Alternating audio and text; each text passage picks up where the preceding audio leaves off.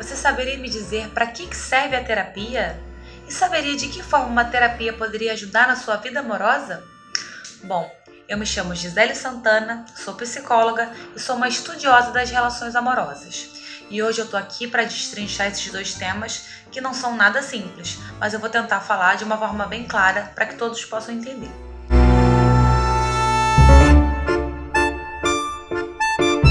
Para começar, ainda existe muito preconceito em torno desse tema.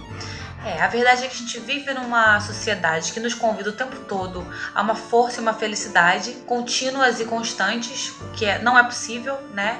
E aí fica parecendo que procurar um psicólogo é sinônimo de fraqueza, o que definitivamente não é verdade, porque é preciso muita coragem para olhar para dentro. Felizmente, esse quadro vem mudando e à medida que mais pessoas vão fazendo terapia, a informação vai circulando e aí as pessoas passam a entender que o processo terapêutico é algo para todo mundo, é um processo de autoconhecimento e é um processo que torna a vida das pessoas muito mais leve. Bom, nesse vídeo, meu objetivo é esclarecer ainda mais essa questão.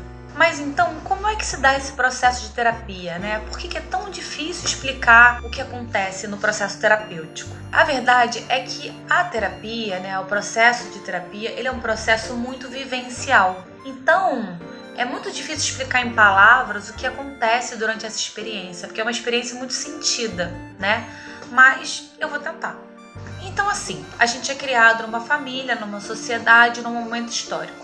E aí, a verdade é que conforme a gente vai crescendo, à medida que a gente vai se tornando adulto, muitas impressões, muitas marcas, muitas crenças vão ficando enraizadas, internalizadas e vão dirigindo a nossa vida de maneira que às vezes a gente nem percebe que a gente está seguindo determinada crença ou determinado padrão.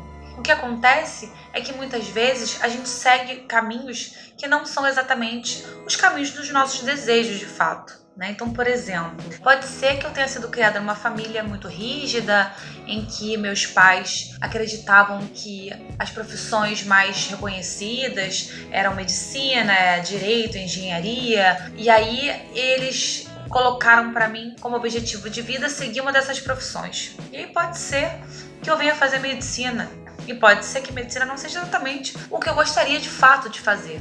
O que acontece é que, sem perceber isso, eu posso seguir esse caminho, posso fazer essa faculdade, uma faculdade que não era de fato o que eu realmente queria. E aí, em algum momento, eu me vejo formada, com uma boa família, com financeira estável, né? E infeliz.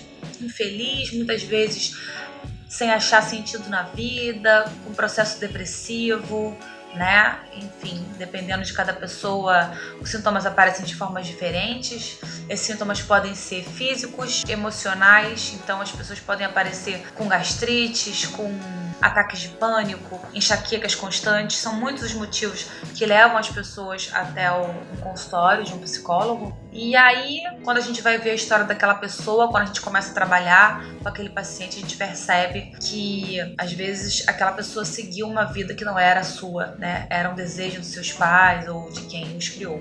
E aí é que o psicólogo entra. O psicólogo é alguém que vai ajudar o despertar desse paciente.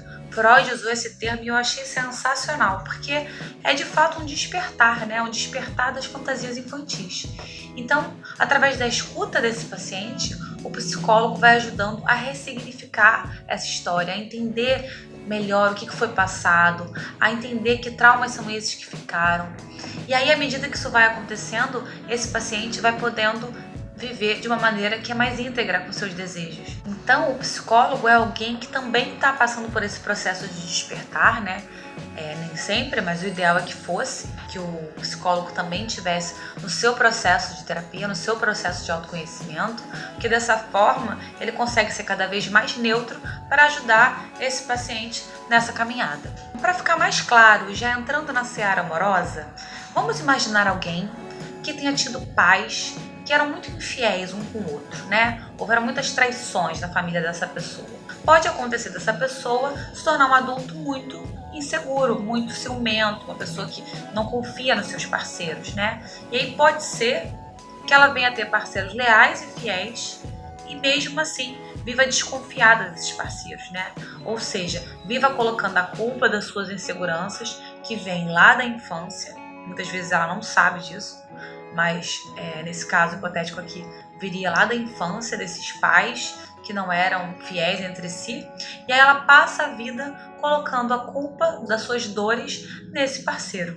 À medida que essa pessoa aponta o dedo para o parceiro, colocando nele a culpa das suas próprias dores, o que acontece é que se esse parceiro também está identificado com as suas feridas infantis, né, com, suponhamos, feridas relativas à rejeição, ao abandono, é possível que esse parceiro venha fazer de tudo para não perder o amor dessa pessoa, né? E aí, o que acontece é que esse parceiro muitas vezes se anula, deixa de trabalhar em algum lugar, para de sair com amigos, ele passa a ver uma vida de sofrimento tentando acalmar o coração dessa parceira. E aí o que acontece é que os adultos saem de cena e ficam apenas as crianças feridas. Isso causa um sofrimento enorme, porque na verdade os dois estão brigando ali por conta de traumas infantis e não da realidade de fato. Isso acontece mais do que vocês podem imaginar. E é aí que o psicólogo entra, podendo ajudar na travessia dessas feridas infantis. Então, à medida que a pessoa procura a ajuda de um psicólogo, começa a entender melhor que insegurança é essa, de onde vêm essas dores, né? Começa a atravessar essa fantasia de que o parceiro é infiel, é desleal, começa a olhar para si mesmo, olhar para dentro, ao invés de apontar o dedo para o outro, ela passa a caminhar na direção da sua cura, né? Ela passa a poder ressignificar a sua história, ela passa a poder entender melhor esses traumas. Então, à medida que a pessoa ressignifica a sua história, se entende melhor com o seu passado, esse relacionamento passa a ser um caminho de cura, né? Ela para de apontar o dedo para o outro e passa a olhar para dentro de si mesma. O que acontece é que diante do mesmo estímulo, a pessoa não tem mais aquela mesma dor. Porque à medida que ela realmente identificou e internalizou aqueles links, ela para de sentir aquele sofrimento porque ela já conseguiu se desfazer daquela fantasia, ela conseguiu despertar e ela conseguiu entender que não é o outro que a faz sofrer, e sim as suas próprias dores. E aí, a partir disso, ela consegue ir se curando dessas dores. É muito importante entender que o outro te dá o caminho das suas feridas. À medida que você entende isso, o outro passa a ser um caminho para a sua descoberta interior. Então o outro para de ser culpabilizado e aí você pode passar a estar na relação por desejo e não por dependência. E uma outra coisa que acontece também é que você passa a poder ter escolhas melhores, né? À medida que você se modifica, você também modifica a sua possibilidade de escolhas. É isso, espero que vocês tenham gostado desse vídeo, espero que curtam, compartilhem com quem vocês acham que pode precisar desse conteúdo e até uma próxima!